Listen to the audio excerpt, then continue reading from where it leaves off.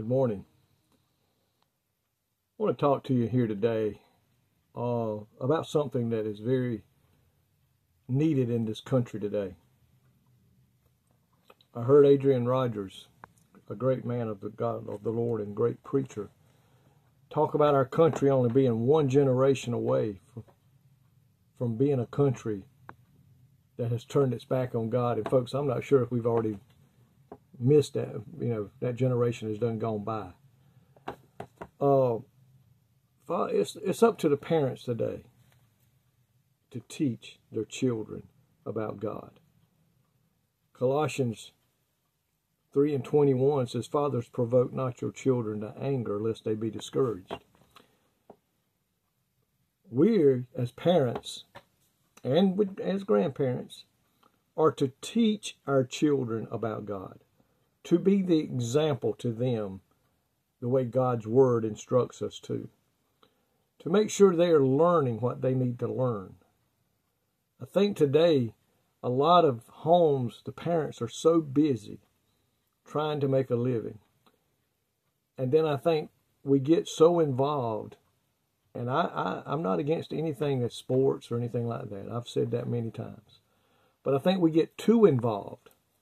The kids get involved in too many things that it takes away from time being spent by parents and children studying the Word and unfortunately missing church.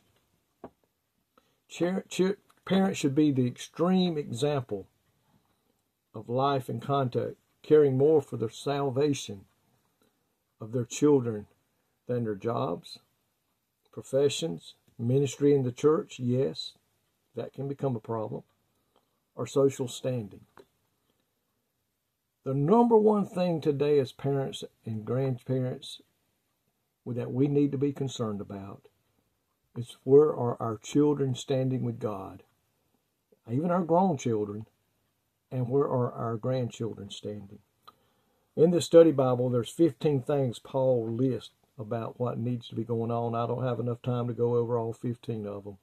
I may do some tonight and maybe make a part 2 later on. According to Paul's word, and as well as God's instructions in the Old Testament and in the New Testament, it is the responsibility of the parents to give their children the upbringing that prepares them for the life pleasing God. It is not primarily the church school primary responsibility. It's not the Sunday school's assistant job to teach our children, but it starts with us in the home. And then when they do go to church and go to that Sunday school class and go to that teacher and get involved and think, we need to make sure that they are hearing what we want them to hear. The very heart of the Christian nurture is this: the heart of the father must be turned to the heart of the children in order to bring the heart of the children to the heart of the Savior. They're watching you. They're watching you today. Are we taking the time in raising our children? We need to show no favoritism. We need to encourage them as well as correct the wrongdoings and instruct with patience and dedicate their lives in love to them with a heart of compassion and kindness.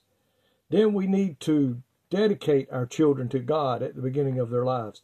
Teach your children to fear the Lord and to turn away from evil, to love righteousness, to hate sin, and teach your children to obey you as parents. That's the first commandment with a promise. Protect your children from ungodly influences. And I think today that's where we fail a lot as grandparents and parents, by not being aware of what all our youngins are watching and involved with other kids, what kind of games they're playing on the internet, or what kind of things they're reading in books.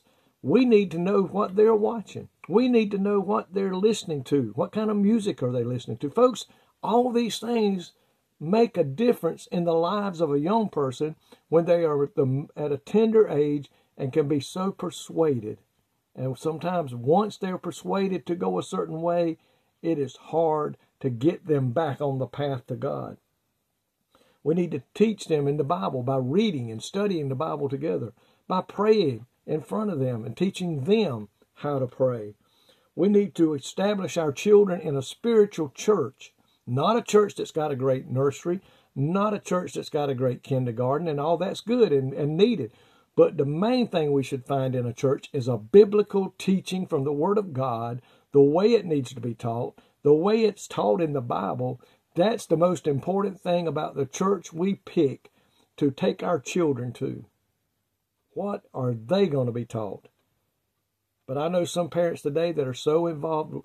That church has got the most outstanding people in town. I'll be up there with the big wheels. That church has got an awesome, I can brag about where my kids go to school.